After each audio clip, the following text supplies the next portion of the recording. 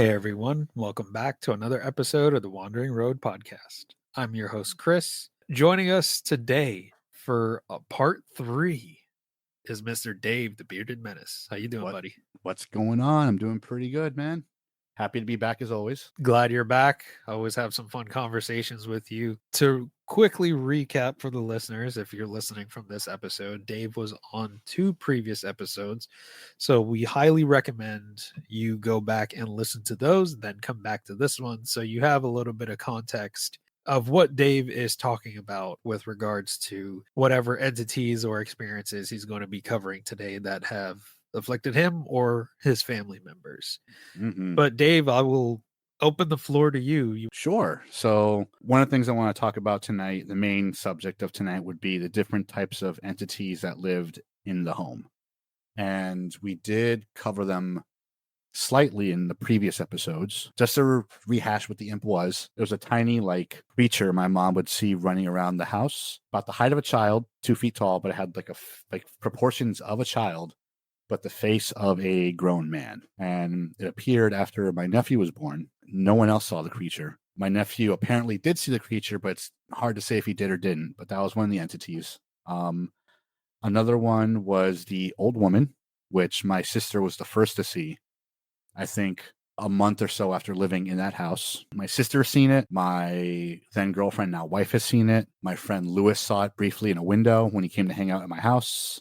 My cousin saw it a lot of times, or a couple times. So many people have seen the entity. So to go through it really quick, it's an older woman, possibly wearing a nightgown, possibly wearing a hospital gown. It's really hard to say what she is wearing. Sister saw her one night coming back from work. She was hanging. The old woman was in my sister's bedroom, kind of kneeling on the floor, looked at my sister, and then rushed my sister, saying, "It's all your fault," in Spanish. My sister covered her face, uncovers her face. The old woman is gone. My cousin has seen it. She was in my mom's room watching TV, looks by herself in the house, looks towards the door, sees the old woman walk by the door, kind of hobble by, doesn't think anything of it because it's kind of through the crack of the door, goes back to watching TV in my mom's room, looks back, and sees the old woman hobble back the opposite way. So plenty of people have seen the old woman, but the one I really want to talk about tonight that just one day appeared out of nowhere is the Indian or Native American. Now, to preface, my old house, old neighborhood is, like most of New England and most of the United States, is built on Native American land. I really doubt it was a Indian burial ground or anything like that, but I do know several different tribes kind of coalesced the area. The Native American tribe that was really present in the area was the Pequannock. Their land kind of mixed with the Pocasset and the I might be pronouncing this terrible, so I apologize. The Shattuck. So 3 different tribes kind of coalesced in the area. And my home was smack in the middle of Pequannock tribal land. Again, I'm not sure if the land itself, the yard, was an old Indian burial ground, whatever. I doubt it, only because before a neighborhood was built, an old brook used to run through my backyard. So I really doubt anything would be buried back there. The first person to see the Native American and the native was my friend Tom. So the way my house was situated, it was the halfway point from one end of the neighborhood to the other. So a lot of friends growing up would cut through my yard to get to the other side of the neighborhood, to get to their houses or a friend's house or whatever. So Tom was coming back from this kid Mike's house. He was going to go to Brandon's house afterwards and back to his house.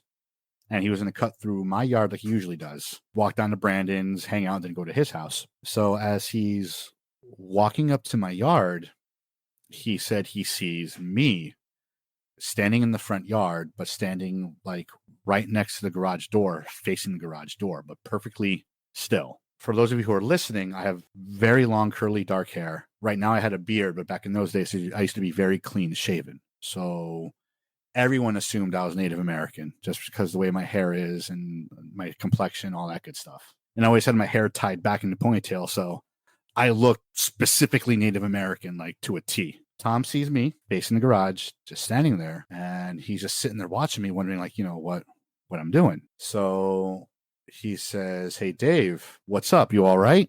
No answer. Stares for a bit more, then he realizes that, one, it's perfectly still, not moving an inch. So it's not even swaying back and forth. Nothing. It's not moving like a normal person would be if they're standing still.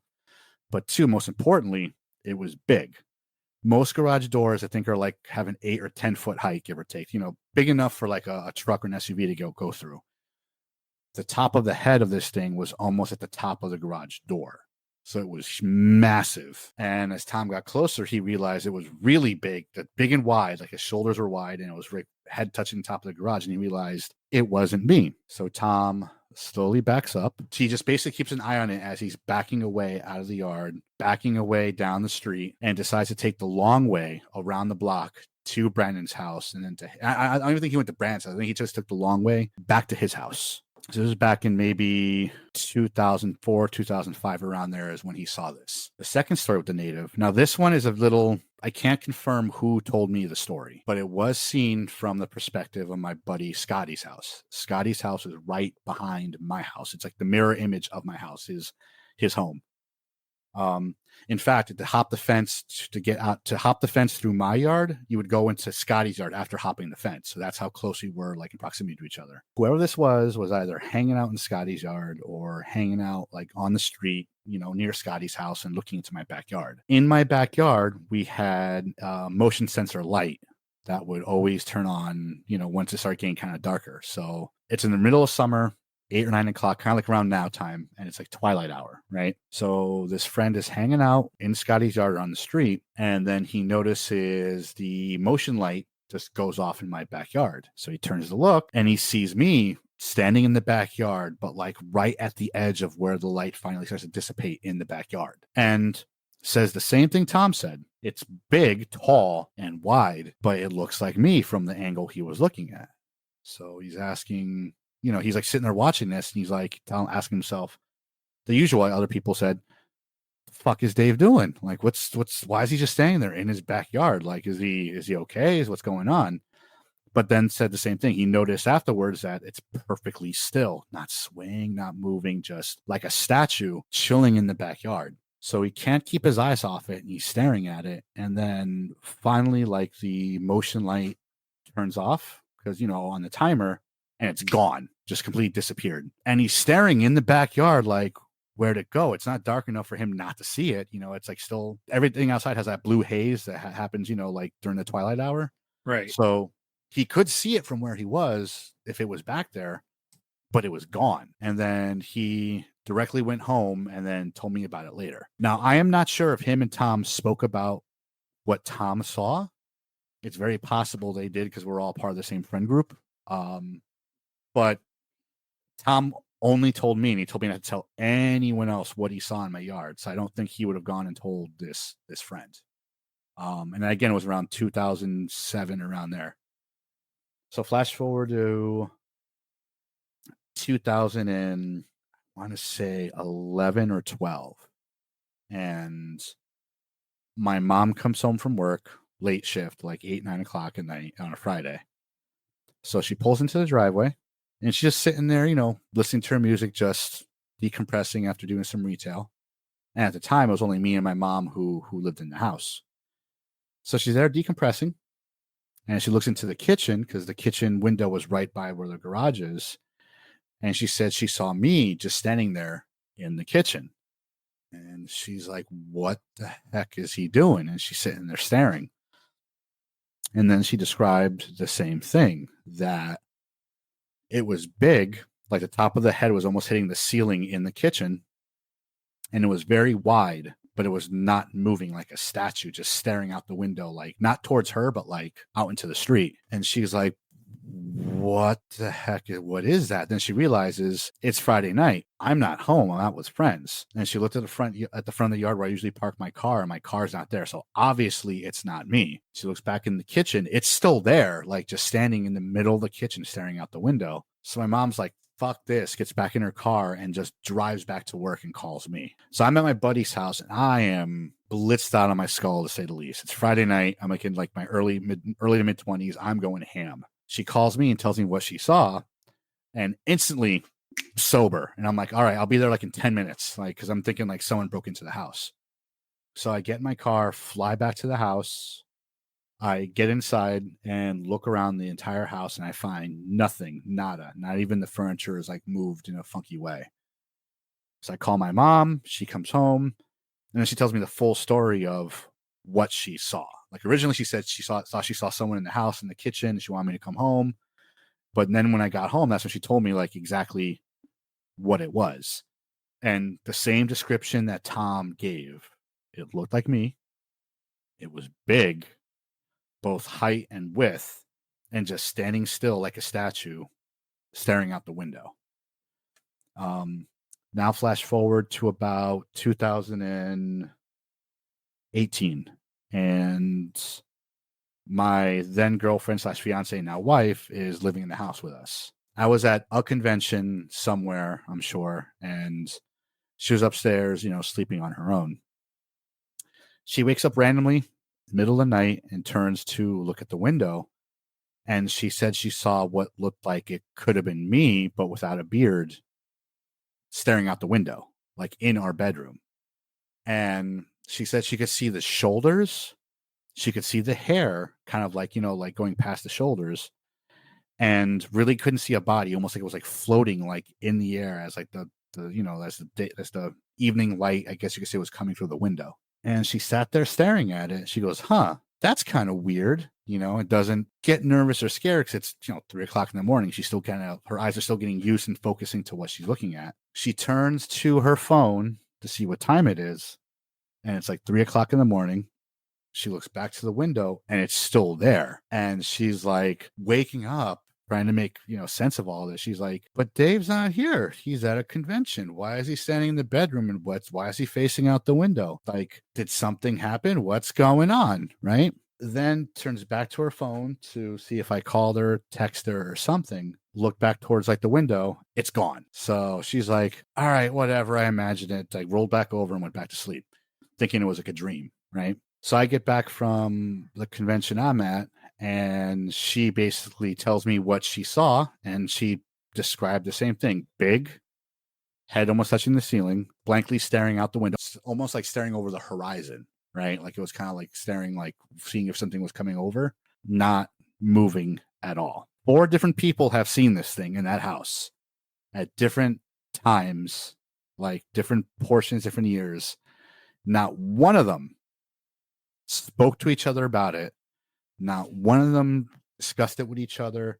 Nothing. They all basically told me. My main question is, did you ever see it? No, I've You never didn't. seen it. No. Okay. And so I've never seen it.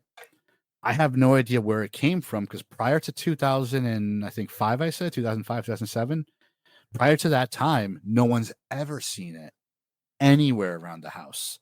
So was it drawn to the house? Was it always there and finally kind of awoken, and my wife, she's the one who got a really good look at it. Our bedroom, it was a small bedroom, but it was a king size bed. So the bed was really close to the window. She got a good look at it. She said it had the high cheekbones, had the long straight hair, looking up like over the horizon, like it was looking for something coming over the hill, hair coming down. And she said everything, like basically what you would picture as like your typical Native American in Hollywood.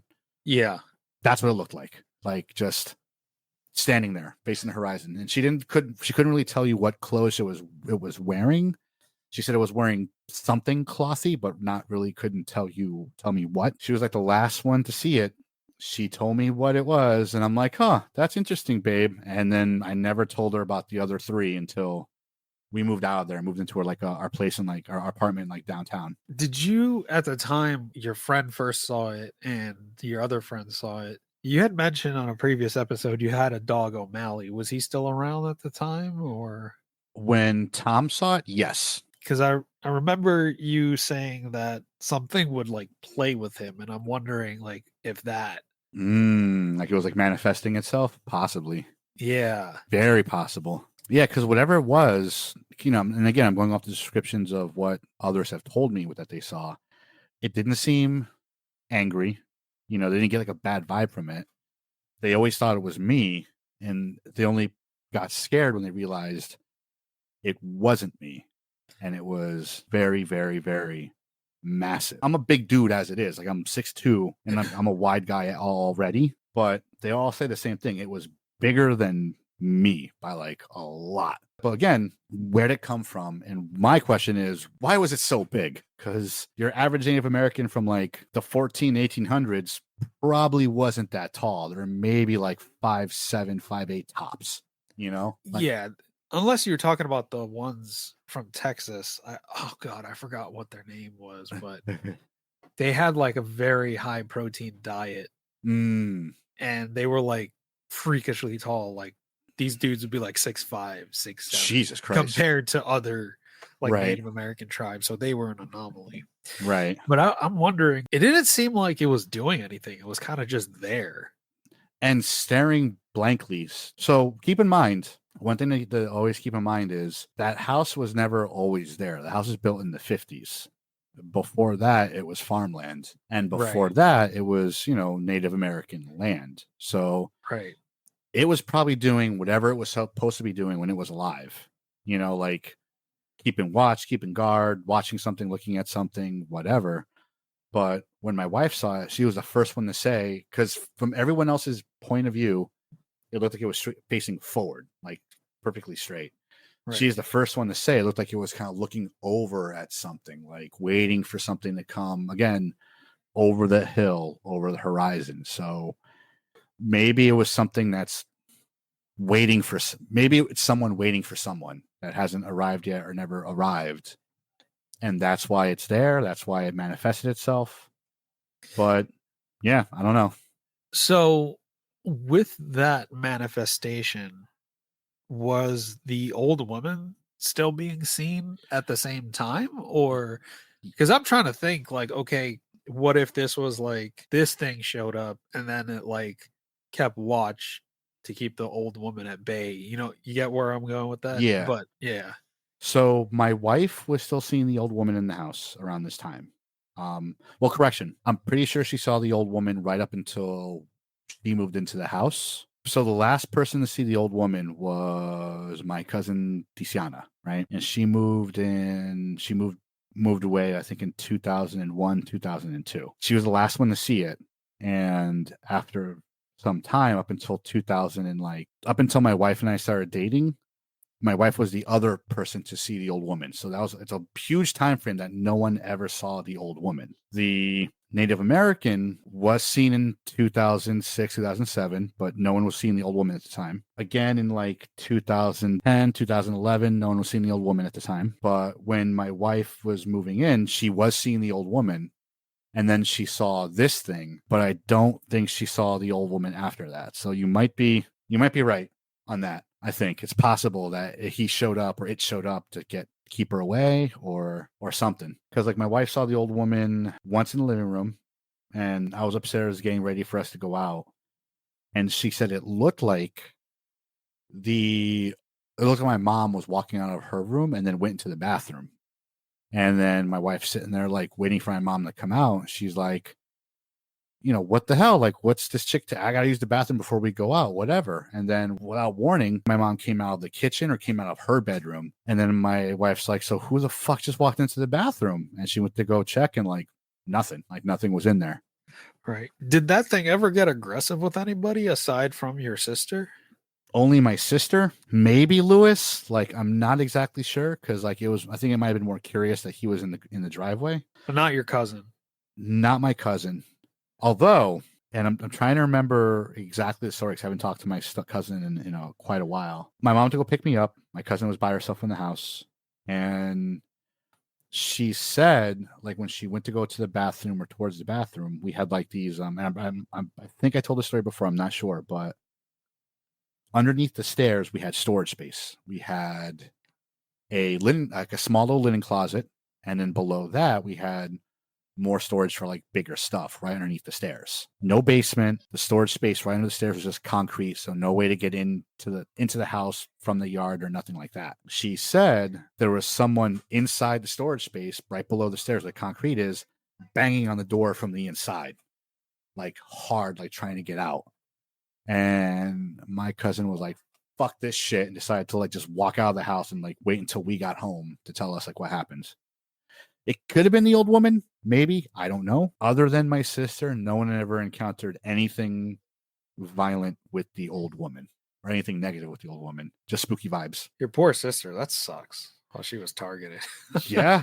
Yeah. Oh man, that's rough, dude. So there was an entity that my wife would kind of see or kind of hear that she called quick shoes. The way she described it is if she was entering a room or if she was leaving a room or whatever, she would see like quick shoes or whatever this was, like banking a corner, right? Or like just leaving like really quickly, like around the corner. And she always said it looked like he was wearing like an old, like really kind of like skirt or dress, because you could see like the dress kind of like waving in the wind as it banked the corner. And if she was upstairs where we had hardwood floors or in the kitchen we had tile, it sounded like it was wearing like nice shoe. You know what I mean? Like that sound like a nice shoe makes when it like hits tile or hits wood, like that kind of like knock. Yeah. It sounds Yep. something like that as it was like banking a corner or leaving. And she would see it often. And she was to my knowledge, she was the only one who saw it. It's possible that other people have seen it, but only manifest or heard it, but it only manifested itself to my wife. And one time she was in the kitchen, she said she heard it like just walk in. She heard like the footstep, like one step, like hit the tile as it came in. She jokingly said, "Oh, hi, Quick Shoes. Do you want some coffee?" And she said she could hear like in her ear, almost like a disembodied voice say yes, but like a very low whisper, but far away. So she was like, "I don't need coffee that bad," and just basically just left and went to work. She was like, "Fuck this. I'm not dealing with whatever the fuck I just heard." Because when she told me that, it's possible my cousin and I heard it once because we heard something similar. We had friends over, friends of the family. My mom made everyone banana splits because my mom used to love making people ice cream desserts and stuff. And our buddy Jose is sitting like in a chair near the stairs. And he kept on looking like up the stairs, like just looking every now and then. And we're like, "Yo, what's up?" And he's like, "I swear to God, there's someone like upstairs, like peeking around the corner every now and then, staring at me and just staring at me hard. And as soon as I look, they just kind of like move their head." So there's like, he goes, "But I keep on seeing it over and over again." And, at the time it was me and my brother's bedroom that he was talking about. So we went to go look, nothing. And there's no way to get upstairs without us seeing you. So it wasn't obviously a burglar or nothing, but he just kept on seeing it, like someone looking around the corner. So everyone leaves. My brother's upstairs sleeping. I think he went with Jose somewhere, I forget what. And it was my cousin and I in the kitchen just talking about, what Jose saw. And in the middle of the conversation, it sounded like someone stepped into the kitchen with really nice fucking shoes, because it stopped our conversation instantly because we thought someone was about to turn the corner to where we were and nothing. So we walk out to look, maybe because it's my mom. She was going to go to work and decided to turn around. No, nothing. My mom was in her bedroom watching TV. And it's like something walked into the kitchen and stopped right as soon as it made a noise on the tile. Was it Quick Shoes? Was that like the first time we heard it and encountered it? Was Jose seeing it up? Because he kind of described it similarly to how my wife described it. Like just always, I mean, in his case, it was staring at him, but for my wife, it always bank a corner. Like she would always see like the ass end of it whenever she would come in the room. So was it Quick Shoes? And then when my wife moved in, it just kind of grafted onto my wife for whatever reason, but she saw it quite often. One of the nights where me and another friend believed it was like manifesting itself was my wife was again upstairs in the bedroom by herself. I think I was at work or something. And remember those old Snapchat filters that would put like a face on your face, like like a horse or Yeah. something? Yep. So she was like putting it on herself, taking selfies, putting on the cat, like all that stuff. And then randomly, for whatever reason, in like one corner of the room, there's a face just chilling there, like on the filter. Yeah. So she's like sitting there, like looking at her phone, and she's like, "The fuck is this?" And then she's like, "All right, let's be rational. Maybe it's catching something that looks like a face, like a photo, right?" Or like, so she looks in that corner and there's like nothing there that would, one, look like a face because of pareidolia or anything, and two, no photo. And it was only in this corner. Like anywhere else she put the camera, there was like no face whatsoever. But as soon as she got to this corner, there's the face staring into the camera with the filter. She's like, what the fuck? And then for whatever reason, after a while, the head or face started going ape shit. It just started moving like really quick, like almost like it's being electrocuted or trying to get out of a straitjacket. You know what I'm talking about? Like it just Right. started like Yeah. It just starts going nuts. going Yeah. nuts. And she was like, fuck this, and just turned her phone off. And she's like, if I don't see it, it doesn't exist. Like it's not there, whatever. And I don't remember if she went downstairs or into like the living room that we had upstairs, but she was like, I'm not dealing with that at all. And so, was that possibly Quick Shoes trying to manifest itself? I don't know, because the bedroom that we had was the same bedroom door that Jose was seeing that head pop out back and forth, staring at him from the top of the stairs. So, are they related? Are they not? Like, because I know there's those are the three main ones that everyone people have seen, but I don't know what else Quick Shoes could have been related to. I mean, Quick Shoes could even have been the old woman for all we know. Right. And it could have been, her healthier or something. Like, Me just kind of putting this idea out there. What if it was one entity? Just different things. yeah. I mean, it's possible. Like, I don't see why it wouldn't be, because nothing in the house was ever, other than what happened with my sister, nothing in the house was ever like angry or violent. We never got hit. We never had things thrown at us. We never woke up with funky scratches or stuff. Like, I woke up one night with my bed shaking a lot. That was spooky. Like, Just one time that happened, or did that happen frequently? I'm pretty sure it was one time. I'm not exactly sure. Like, I used to get night terrors a lot, so maybe it was involved with the night terrors. I'm not sure, but I woke up one night and my entire bed was like shaking like The Exorcist, just like going all over the place. Yep. Jeez, what the fuck, dude?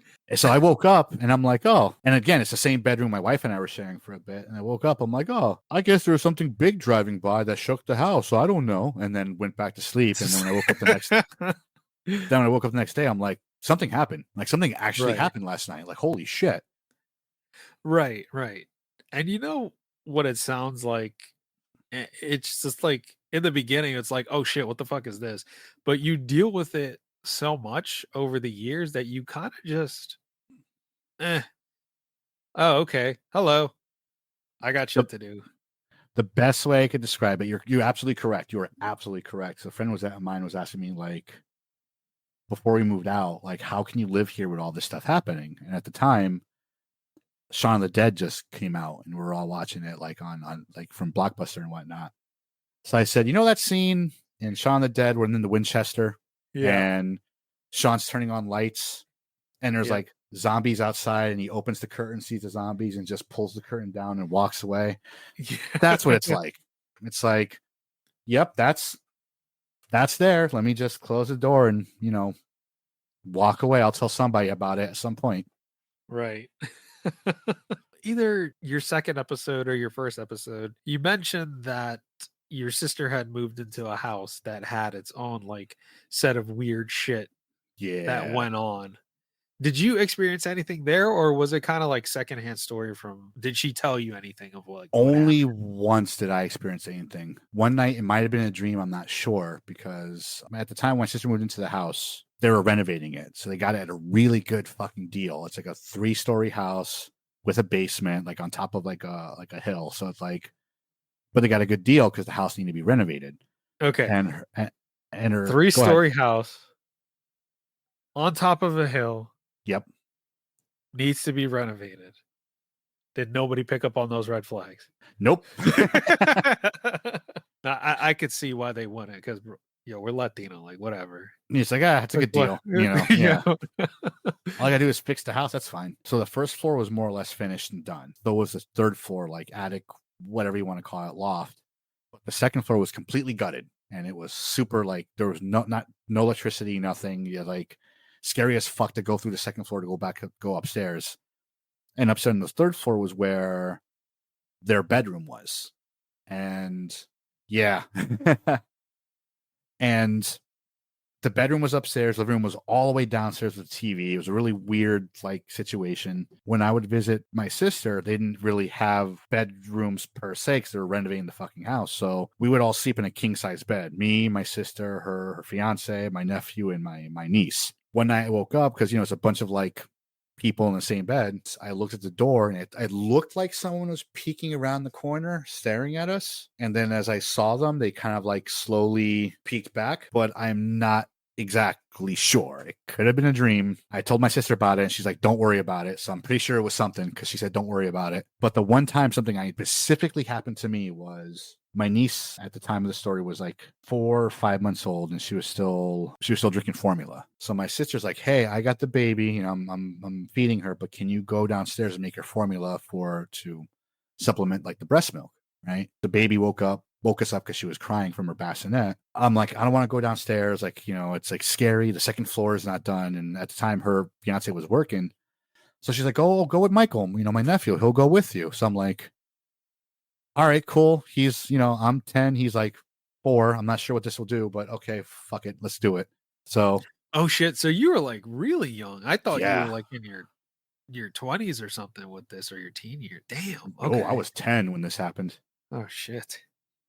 Yeah, like the time frame, my sister lived there for like a year or two, and it went from living room was downstairs with the kitchen and bathroom, all that stuff, and their bedroom was on the 3rd floor. Enough shit happened to her where she was like, I don't want the living room downstairs anymore. I want the living room upstairs, like with us, so I don't have to go all the way through that shit like in the 2nd floor, because stuff was really popping off in that house to my sister. So at the time, everything was still, you know, kitchen, like living room downstairs, you know, their bedroom upstairs, all that stuff. I go into the kitchen and I'm making making the bottle of formula for my niece, and I'm warming it up in a little like bottle. Like, this is old school, so it was like warming it up, like warming up the stove with the hot water and like putting Hot the water. bottle. You put the bottom. Yep, Yep. like old school. Yeah. So, you know, as Latinos, we're always raising kids, cousins, or younger siblings. Oh, So it's like 100%. yeah, I it's ingrained in us. Yeah, yeah, I got like 30 cousins. yeah, exactly. You The change more ones diapers than here, most. the ones here. That's not Yeah. including the ones out of the country. Same. So, you know, warming up the water and like going to put like the freaking the bottle in it. And all of a sudden, like both my nephew and I looked at the kitchen door that led to the backyard or the side yard.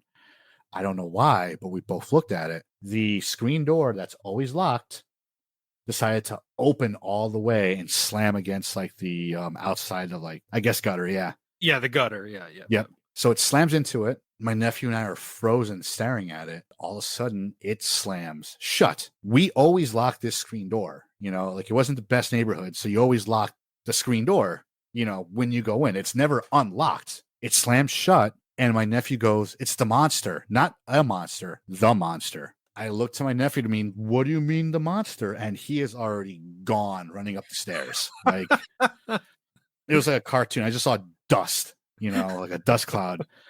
And I'm Good like, luck. yep.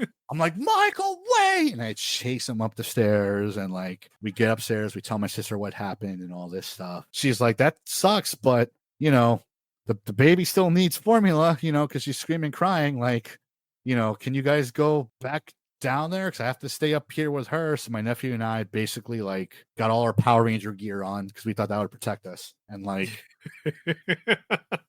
went back downstairs to, you know, make the formula for my niece, finished making it, and then went back upstairs. But it was that was the only thing that specifically happened to me in that house. Everything else was other people telling me what they saw. So the 2nd floor, even though it was completely gutted, it had like a powder room bathroom down there, right? That still had a working toilet and sink.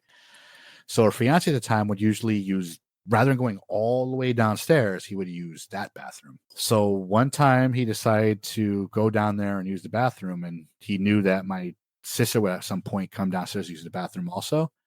So he's like, "Oh, I'm just gonna hide in one of like the rooms that's like gutted that doesn't have any lights and wait for her to come out and I'll spook her." So he gets in one of the rooms, has the door slightly open, and he's sitting there chilling, waiting for her to come downstairs. He knew it was coming. And he said all of a sudden, like, the door he's sitting in front of opened up wide, like all the way.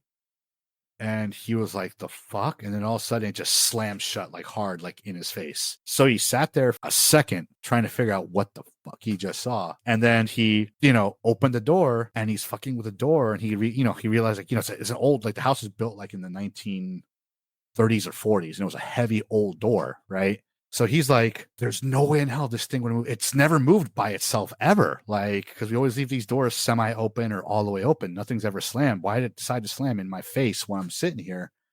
And he tried to like figure it out, even like open the door and let go to see if it would keep on moving under momentum. And no, something physically opened the door all the way and slammed it in his face. And then when he realized that's probably what it was, he decided, you know what? It's not worth scaring my fiance. I'm just going to go upstairs and tell her none of this because she'll never want to stay in this house ever. And yeah, he just went back upstairs and she asked him, she heard the door slam from like downstairs and she asked him what it was about. And he was like, oh, I just closed it too hard. You know, I wasn't paying attention, blah, blah, blah. I didn't want to tell her exactly what happened with the door. So I'm assuming your sister, since she had a baby, she would have been in there by herself quite a bit. Did she ever share what she went through? Nothing really ever happened to her except for the fact she said every time she would go through the second floor, she felt like there were people watching her every single time. And she said she doesn't know if it was actually, you know, eyes on her or because the second floor was fully gutted. So it, you know, it just felt spooky. But she said she would feel that whether it was at night or in the daytime, it always felt like there were people watching her from the other rooms as she went through the second floor. And that's the only real thing she ever told me really happened to her there. Everything else happened to either her fiance at the time, Greg, or my mom would see stuff every now and then, and my nephew, but I'm not sure exactly what happened to my nephew because he would just say it's the monster. Like the monster, he heard the monster talking, or he heard the monster walking, or the monster moved it. So that's what my other question was. Like, did he ever say like what the monster did to him or anything like that? Nope, he just said the monster. Does he recall any of that now? No, like I don't think he remembers anything from that house. Like he remembers the stuff from our house. But when he was in that house, he was like maybe, I want to say, because I was like around 10, we're like 7 years apart. Yeah, So he was like three, 4 3 or years old 4. then? Yeah. Yeah. Okay. I guess it's good he doesn't remember because, oh man. I do remember once, Greg and I came downstairs after doing something like on the second floor because I was helping him like doing something with the renovation of the second floor.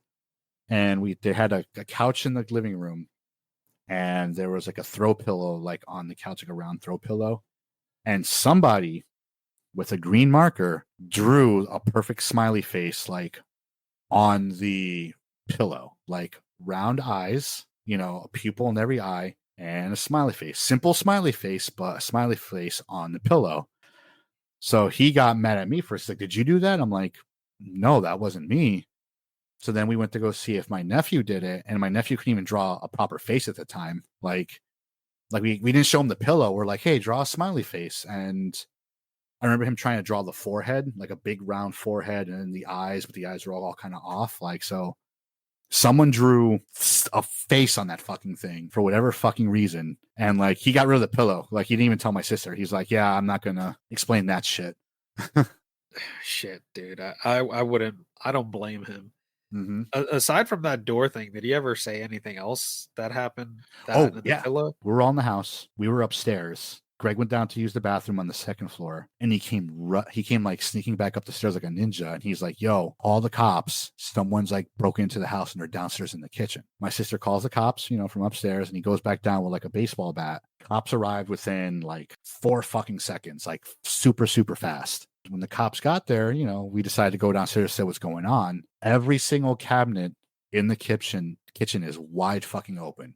And the door is wide fucking open. The screen door that we always locked, wide fucking open. Now, the house was on a hill, but it was like on a corner. So there's like 3 ways that the cops came, like from main roads, and they all came, they were off doing something close, and they all showed up at the same time. They didn't notice anyone leave the house or see anyone running away or nothing at all. The yards next to us, they all had dogs, and none of the dogs were barking. No forced entry, no nothing. It's almost like someone had a key and got into the house and started fucking around like in the drawers and cabinets. After the cops leave, you know, my sister asked Greg, like, what happened? And he was like, all right. So he goes, I was in the bathroom, like on the second floor, and it sounded like someone opened the side door to like the kitchen, walked in, and then slammed their keys like right on the counter as soon as they walked in. So it wasn't even like they were pretending to get in the house or to be silent. It sounded like they were looking for something like in the cabinets, but not like to steal, like looking for something to eat, like anybody coming home from work, like, let me see what I can make. Right. So after listening for a while, that's when he decided to go upstairs and let us know someone broke in. Even though it was an old house,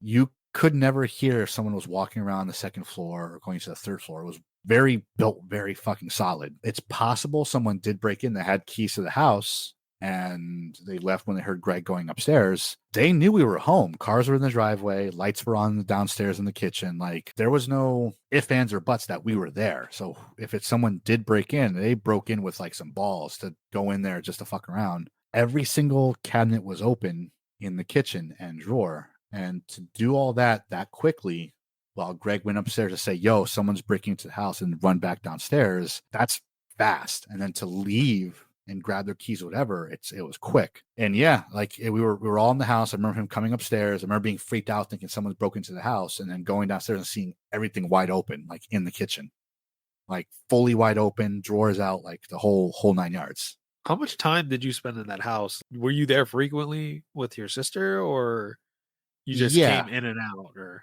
so I was there definitely frequently, because when my mom would go to work, she would drop me off. And especially in the summer, she would drop me off at that house for my sister to watch me. And my mom would go to work at like 5 o'clock in the fucking morning or 4 o'clock in the morning. So she would drop me off at the house, and I have to walk all the way up the stairs to my sister's bedroom, and like through that dark fucking hallway down through the dark second floor that's all gutted, to get to the top where they were, to sleep there. Like, to continue sleeping basically after my mom dropped me off. right. Now, I know you said you were young, and I know personally for me, like I could recall when I was that age in that house, like, just feeling uncomfortable. Did you dread going there? Like, what was your feeling, if you could recall what that was like? Okay, you got dropped off.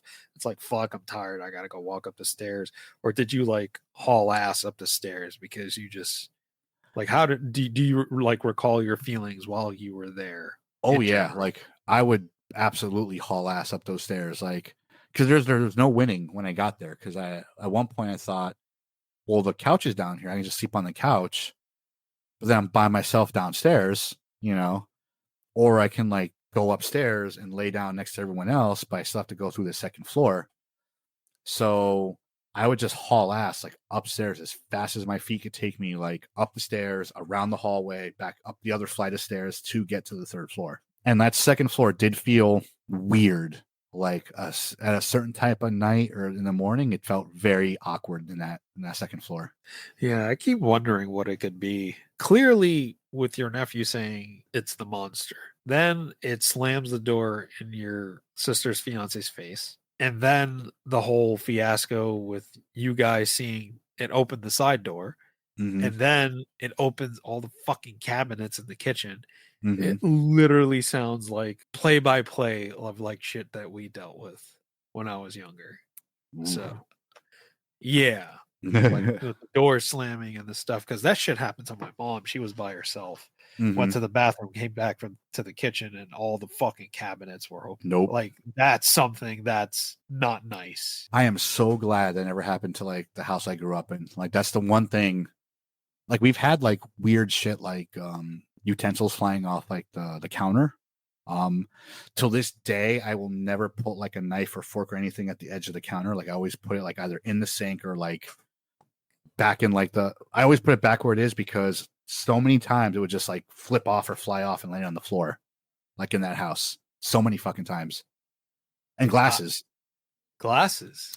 I would never put a glass every time I put a glass at the edge of the fucking table, like clockwork, it would slide off and break. To this day, like I have it in, like even now, like where I have it, it's like right in front of me where I can see it. So I know it's not me dropping it, or it's like close enough where I can grab it before it slides. Like I still have it ingrained to keep it within arm's reach, close away from an edge, so that something doesn't push it off the table. Those are the only things that happen in that house. Thankfully, the open cabinets, drawers, that never happened in my childhood home. Thank fucking God. I don't know what I would do. Dude, it sounded like there was a lot more shit going on in your childhood home, but it wasn't as intense. I did finish telling all my ghost stories like on my TikTok channel, because there's only so many that I have. I think I told maybe 30 or 40, give or take. Maybe not that much, maybe more like 20, but still enough. And I only told the really intense stuff that's really big, but everything else was always something tiny like that, something like stuff sliding off the table, a utensil being thrown off like a counter, not towards anyone, just off the counter. Right. Or a weird sound, or seeing someone like walk by the hallway at the corner of your eye, or seeing someone in the closet at the corner of your eye. Like, it's always been little stuff like that. And it was frequently little stuff like that. So if like put into perspective, like if the big intense stories, I have like 20 or 30 of them. Of the little ones, I have like hundreds, maybe close to 1,000, like little stuff of just weird sound. Like my brother and I, when we were like renovating the second floor for our bedrooms, we were both watching, and this is like the house was being fully hard renovated. So we're watching TV in my mom's room, and I forgot what we were watching, but we're like, oh, we're both grown boys. I just sleep in mom's bed and just, whatever, right? Latinos, there's always family members sleeping in each other's beds together. Like, I don't know why that's a thing, but it's something we do. That is Like, true. yeah. We're in there just like we're about to go to sleep, and underneath the fucking bed, it sounded like someone was tapping like two marbles together, but consistently. Shit. I'm hearing it, and my brother's like, do you hear that? And I'm like, yeah. And we're just sitting there hearing this sound underneath the bed. And he's like, is it the dog? I'm like, no, the dog's in the living room. Like, it's, what the fuck is that? And it's loud, like tick, tick, tick, tick, tick, tick, tick, tick, tick, under the bed. As soon as we turn the lights on to look, it stopped. Again, it's a story, but not long enough to really, tell. It's like a minute long, more or less. But it's a lot of little shit like that. Hearing someone call my name randomly while I'm playing a video game. I'm like, I'm not dealing with this. I'm playing my video game. Like, leave me alone. I should do a podcast. And my buddy sent me my audio to me. This is when I was still living in that house.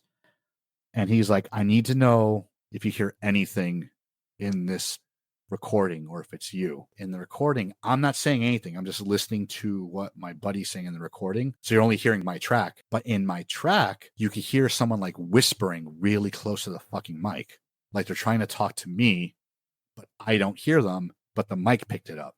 Oh, shit. Were you able to make out what it said? It was more like, hey, blah, blah, blah, blah, blah. It was like going in and out. Just, we heard, hey, and I think cake or something similar, like cake or bake or wake. But it was like, hey, just, and I think he saw the recording. I had to see if he has it, but it's been years. But yeah, he just sent it to me randomly. Like, I need you to listen to this and tell me what you heard. Like, I completely forgot about that till just now.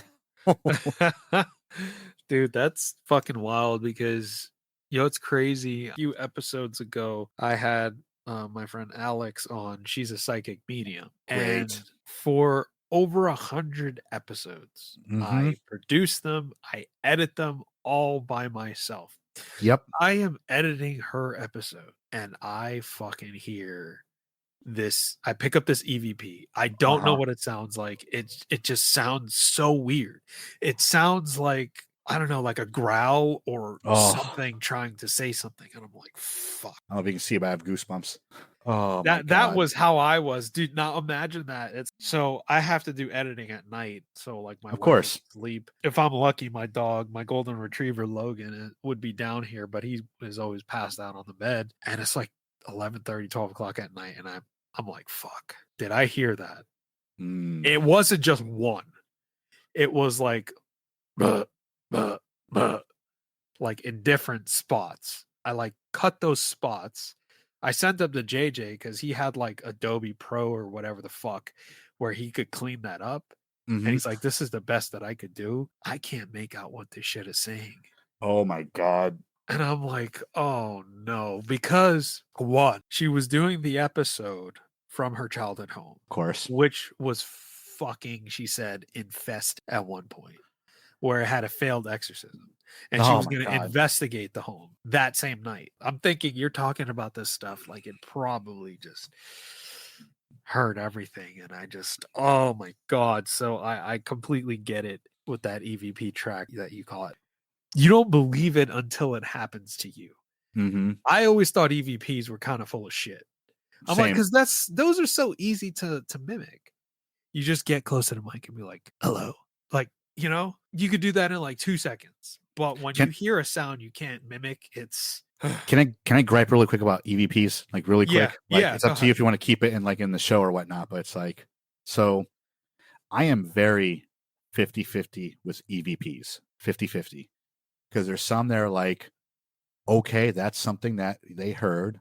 And other times it's like it could have been them brushing like by accident, brushing like the recorder against like their shirt or jacket or something, right? Like it just it sounds like it could have been very much that. But the thing I hate the most is all these ghost hunters, even the ones I like I love Project Fear. Like I live on for Project Fear, watching them on YouTube. They are probably the best ghost hunters I've ever seen. They have this shitty digital recorder from like 2003 doing the EVPs with, right? Yeah. And it's like, because I would like to do ghost hunts, not by myself. There's no way in hell I'm going anywhere on my own. Like I gotta find buddies. Fuck it, I'll go with you. Let's do it. But like, and I'm sure you've seen them. They're like digital recorders that have like a dual mic setup, like right on the top. Yeah. Yeah. And it's like they're really, really sensitive. They pick up most sounds. It's like, I mean, I could be wrong. Like someone's probably gonna tell me that there's someone who does it, but like, why not use those for like the EVPs and recording? Why use something that's like old and ancient? Is there a science behind it? Like the older the digital recorder is, like the easier it is to pick up like the sound, or even better, like why hasn't anyone ever used an? I've never seen anyone use an iPhone for EVPs. Like iPhones have amazing speakers. No one's ever used an iPhone using like the Memos app or nothing like that to record a sound. It's like they always use like the same shitty digital recorder. And I wish baby scared the ever living shit out of me. But they've never ever used like a good digital recorder, and I don't know why. So that's my gripe. That's my gripe. Was it the baby or was it the imp? Like it was. I hope it was my wife. Like I looked right at her. I hope it was her. Oh man, no, I'm not wishing that shit to carry over and come back to you. No, absolutely not. But I think with the EVPs, I think the way that they do it, no, I could be completely wrong. They rely on kind of dated technology because it's harder to manipulate. I guess that would make sense. Yeah. Yeah. Because like I know a few ghost hunting people that, or I've read it somewhere, I don't remember where, I could be very wrong, that it's easier to capture a ghost on film cameras than it is on digital cameras. I've heard that somewhere. I just don't remember where. Like it's easier to capture on a Polaroid for some weird reason. I don't know why, but I could be completely wrong. Dude, you know what you need to do? Because I did this recently. Oh no. My sister, and she was going through the photo album that we have. She was looking for like a particular picture of a toy that she used to have, like this weird fucking clown that was like made in the 80s or something. I don't know why. But we're looking through it, and she's not paying attention to this in particular, but I am. All of the fucking orbs that we used to catch in the 80s and 90s with those fucking Polaroid cameras and those old school film cameras. I never noticed them because you look back at your pictures and you're just like, oh, I remember that time. I remember that time. But now, like doing the show and, paying particular attention to detail, I'm like, that does not look like a dust speck. Because I could tell what that looks like. Right. Like all of the orbs I would see in those pictures in the apartment and stuff like that. Bro, it's fucking crazy. There's a picture I have going with my abuela. Maybe give me 1 second. I'll go get it. Yep. So with this picture, bro, and listeners, you won't be able to see this picture, but this was me in my middle school graduation. Look up there. That's in front of the house. You can see where the sunlight is kind of like in the background. Am I crazy? Is that like glare off the camera or? That is definitely something. That is right there. It's like blocking the tree, because if it was light, it would be like transparent. Right. If it was sunlight, it would be transparent, but it's like it's in front of the trees. Right, exactly. It's like, you just reminded me too. Like that's the thing I hate about, like, love and hate about the ghost stories is like I've forgotten more weird shit than what I do remember. There's a photo of my nephew. It's not in our house. It's in his grandparents' house, back in New Jersey. I was told by my sister and his father at the time that the house was definitely haunted, something wrong with it, whatever. But there's pictures of my nephew sitting on a bed that were taken of him. And in the pictures, you see like weird strands of like shit. I don't know how to describe it. Not orbs. Very similar to streaks. Like similar to what you showed, but like streaks, and him almost like looking like he's reaching for the streaks. My mom has them. Like I'm gonna have to privately, between you and I, like I'm gonna find them and take photos and send them to you. But like they're there. So Yeah, Maybe that was the imp. I don't know. maybe. Yeah. And listeners, if you guys have your photo album, they just take a look. It could be dust, it could be like a bug, it could be the lighting, but just take a look at the pictures and see how many fucking like things you see that are off. Hmm. Because when I was younger, we lived in the Bronx in an apartment building. And those buildings are fucking old. Yeah. And like the amount of like specks and bubbles and orbs and shit I would see in those pictures looking back at them now, it's like, holy fuck. That would explain a lot. Hmm. Do we want a ghost hunt? I really do. Again, up to you if you want to put this in like the actual like show or not, but it's like I want to chase it from a believer's perspective that's trying to debunk stuff. I know this location's haunted. Let's see what we can capture and see if we can debunk it and figure it out. Right. Because a lot of times, you know, especially with Latinos and like minorities, we're very superstitious people, like very superstitious. Absolutely. Yeah. So sometimes normal stuff would happen that's not even supernatural, but because we grew up in a very superstitious home and lifestyle, we make it supernatural. It was an old house I lived in that was here in Connecticut. So a lot of the stuff that would happen would be like the house settling, but it would sound like something moving or whatnot. Then there's the stories I tell that this is something. Right. And I want to capture that something Yeah. on video or photo or whatever and record it and just try to like debunk it to the best of my abilities. And if I can't, then it's like, all right, there's evidence. This is something that we caught, you know, Right. like No, hardcore. no, I agree with you. And dude, like anytime I go on a show, like other podcasts and I share my stories, I specifically ask for either the hosts or their listeners to debunk it, to please debunk it, because I would rather there be a scientific explanation for every little thing as opposed to having to come to grips with the fact that we dealt with something supernatural that we couldn't see, but that was fucking with us. Right. Like the only reason why, because I know you experienced it also, like why I think that it is something supernatural we've experienced is because you get that tingling sensation afterwards. And you know what I'm talking about. Yeah. Like it just feels like your whole body is static, or not like your limb fell asleep and that type of static. Like it's a, Like right now. yeah, but you see, but you know what I mean though, right? It's like that weird, just like something just happened, like type of like Yeah. static that hits you. The closest I could describe to anyone to how it actually feels is like you get like into a fender bender, like that shock you feel in a fender bender if someone like rams into you or you ram into someone else. Yep. That's the closest I could describe that feeling you get in your body when this stuff happens. Dude, I don't know, man. It's just, you know, even just talking about this stuff and you're kind of reliving it. Mm-hmm. It's fun to talk about, but at the same time, I don't know about you, but I get that little thing in the back of my head is like, is it going to come back? Mm-hmm. I do have a door story, which I've shared before, but real quick. So it was like summertime. It was me and my cousin and my sister. We were just hanging out in my room watching TV. Like with yours, the doorknob, the door's fully shut because we got the AC running. And if I opened the door with the AC running, my mom would whip my ass. So the door fucking knob just like turns, opens all the way slowly. And my cousin, being a smart ass, he's like 4 or 5 years older than me. So I forget, he might have been like 19 or 20 at the time. He sticks out his hands and he's like, the power of Christ compels you. And he says that 3 times and it shut itself. Which is fucking comical now. We laughed at the time, but it's like, oh damn. It's like one of those like nervous laughs, like you're laughing at it, but inside you're like, ha, what the fuck? It's like, I'm in danger. Yeah.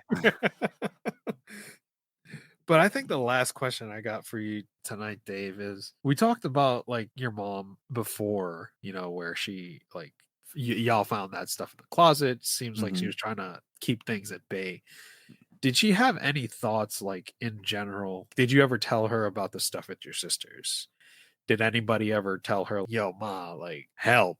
What was her thoughts? Was she like, I know like she tried to do stuff, but did she seem like your typical adult, like, I gotta go to work, like shut the fuck up? No, she was all about it. One night when she dropped us off, I don't remember if she was dropping us off or picking us up. I don't remember, but it was in the middle of the morning. And she gets there and she said she looked into the kitchen of this place where my sister lived. And she said she saw like Greg like in the kitchen staring back at her, or someone that looked like Greg. And she was like, "Hey, yo, let me in. Like I'm here." And they just kept staring at her from the window, like almost like a lookout watching, right? So she knew something was there because it wasn't Greg. Greg was upstairs, like passed out with us, you know? So she had to, and she said, like, she looked away at something really quick and she looked back, and whoever was staring at her in the window was like gone, like out. And she wasn't willing to get out of the car. So she just waited in the car until like Greg finally came downstairs. So she knew the house had stuff. My wife and I call it the Mayan Santeria because my mom has a really amazing gift to like guess stuff. Like, right. We said the baby was going to be born on 420. That's what they told us.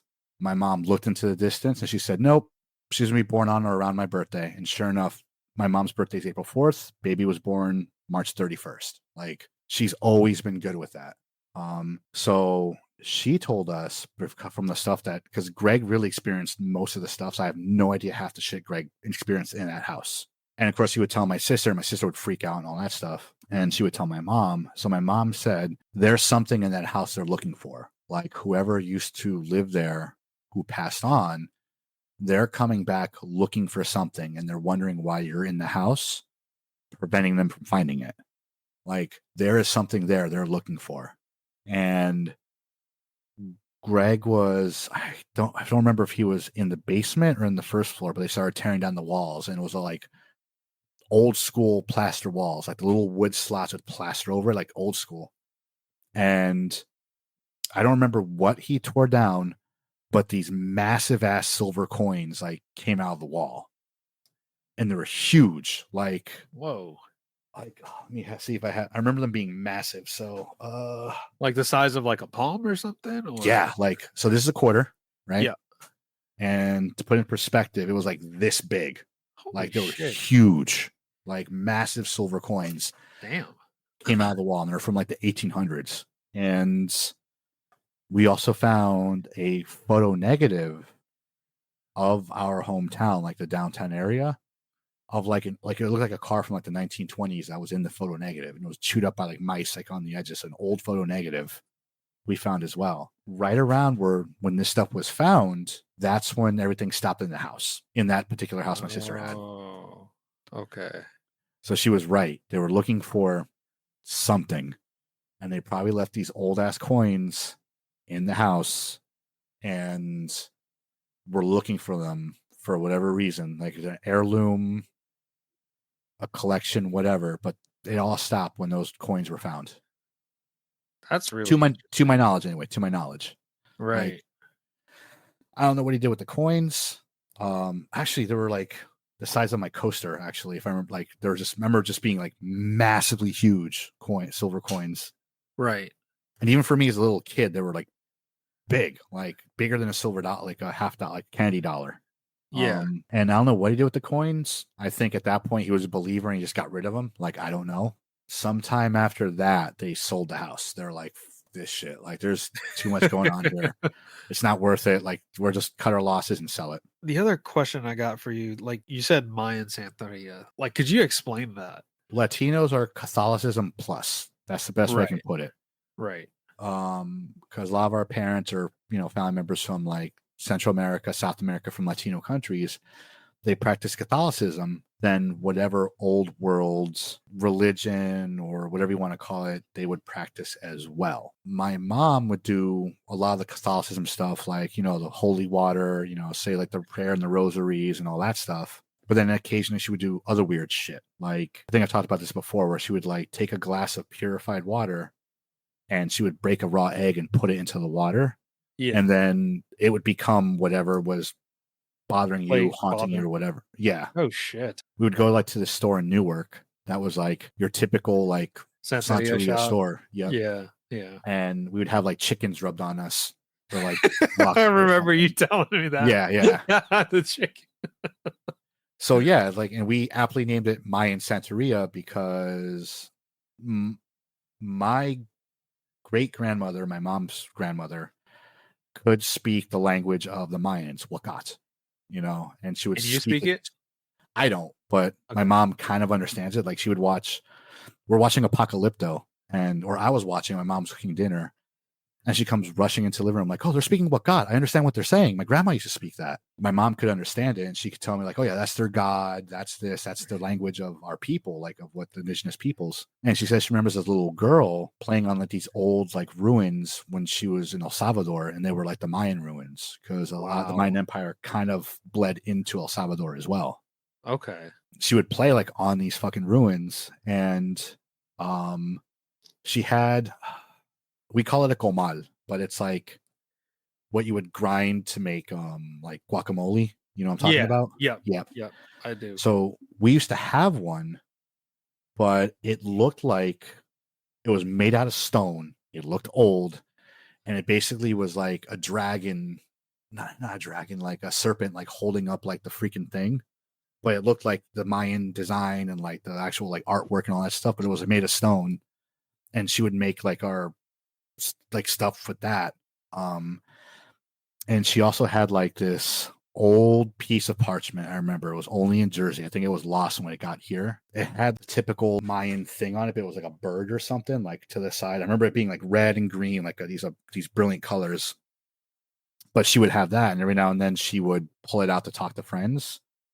And I think it was to do either A, because again, it was very when I was like 5 or 6 and she would have this thing. Either A, to show friends like, oh, look at this cool heirloom, you know, or B, it was like to help them with something. I don't remember exactly what. So we call it Mayan Santeria because of stuff like that. And we joke like the ability for me to see stuff or feel stuff, or my sister to see or feel stuff, or even like my daughter, we call it the Mayan Santeria. You know, that my daughter has the Mayan Santeria now because she can like possibly see and hear things because she does the spooky baby thing of laughing at random corners right now. Oh shit! It's not random.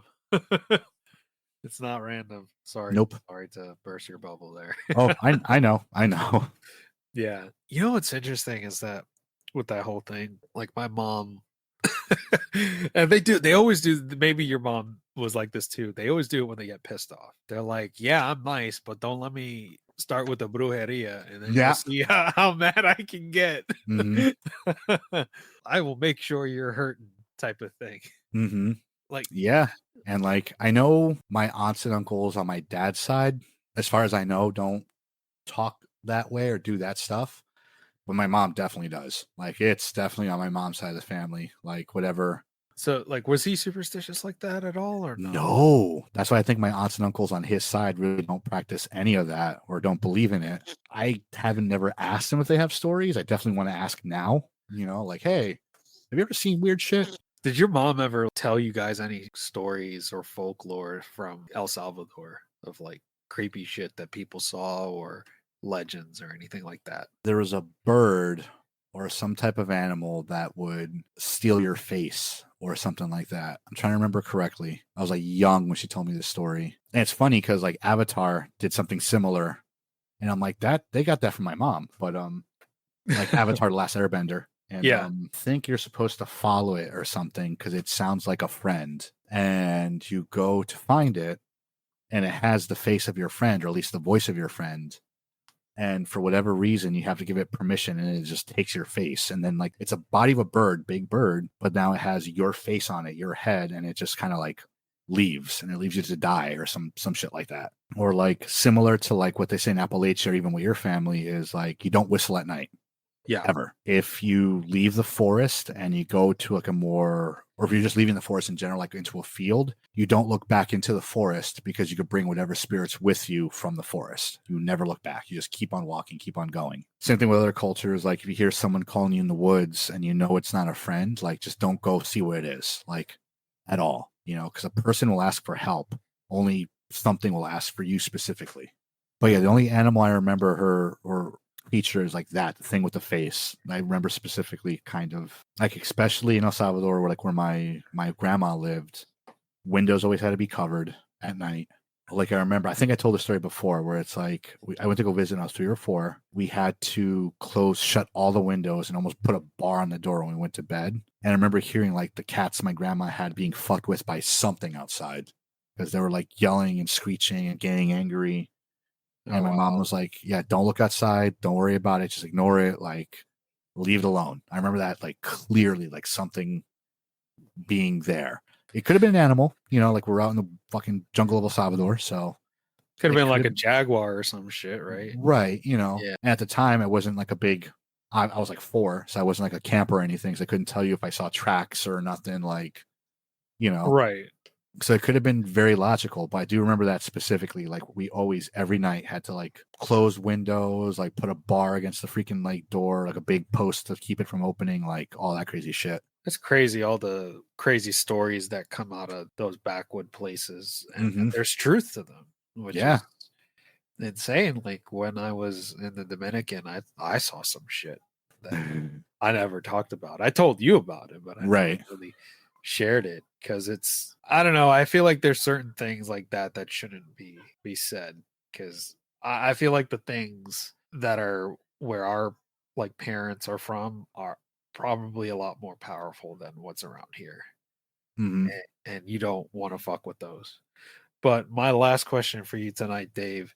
I didn't ask this on the 2 previous episodes, and I kind of kick myself for not doing this.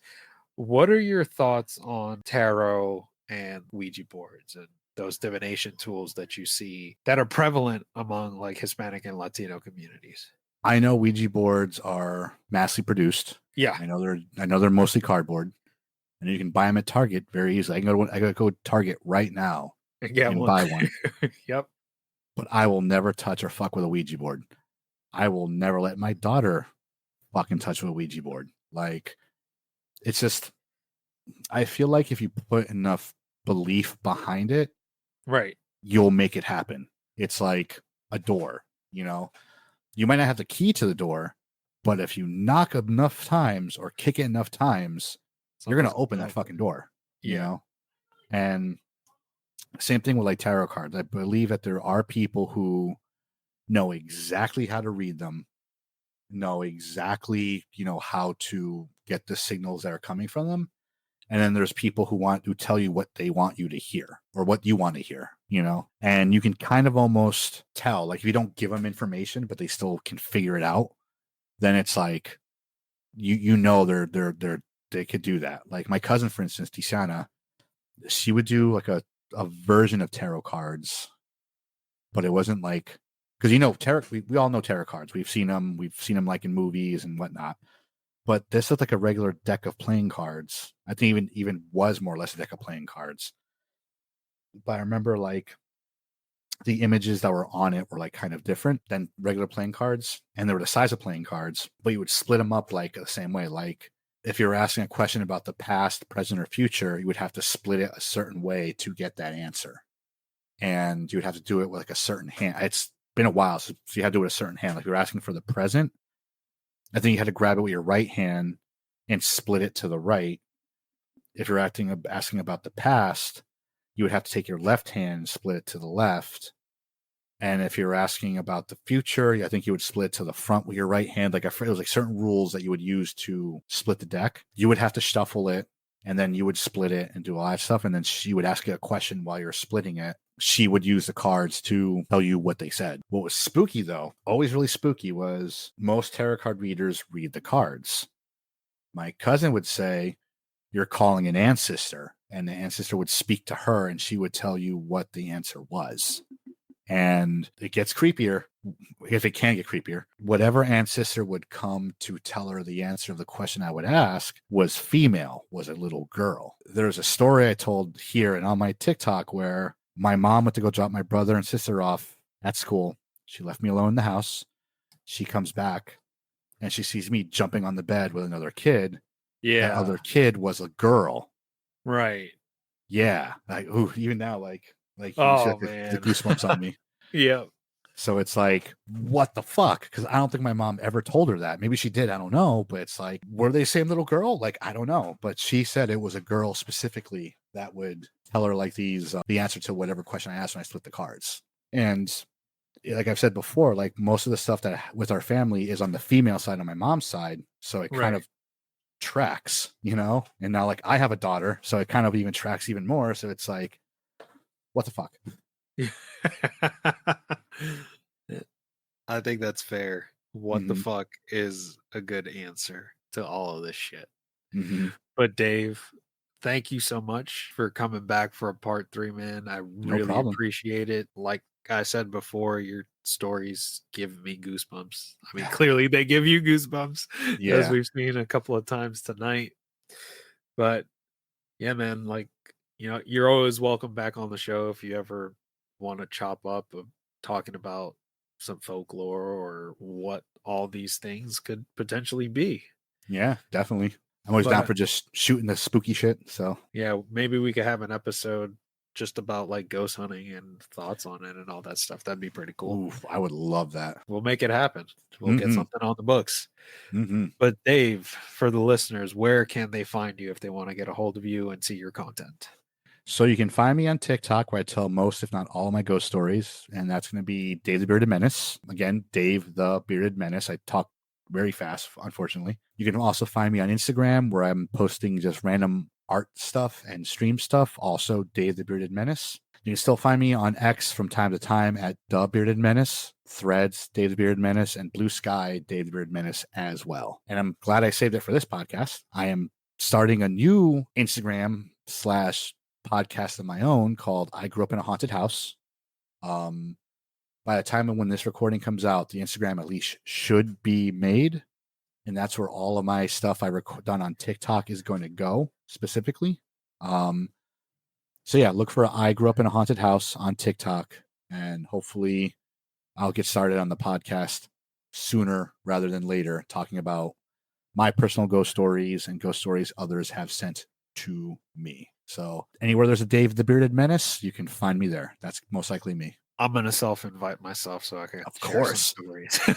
Of course. We're on episode 1. You kidding me? Yeah, dude, let me know. Let me Yeah. know, and we'll make it happen. Hmm. Yeah, you heard him, folks. Go give him a follow. Follow his socials. Follow his TikTok. Get a hold of him if you have some scary stories. If you have scary stories, send them to me as well. Maybe we could collab and talk about them together. It'll be a good time. Absolutely. Thank you for listening, and I hope you enjoyed this episode.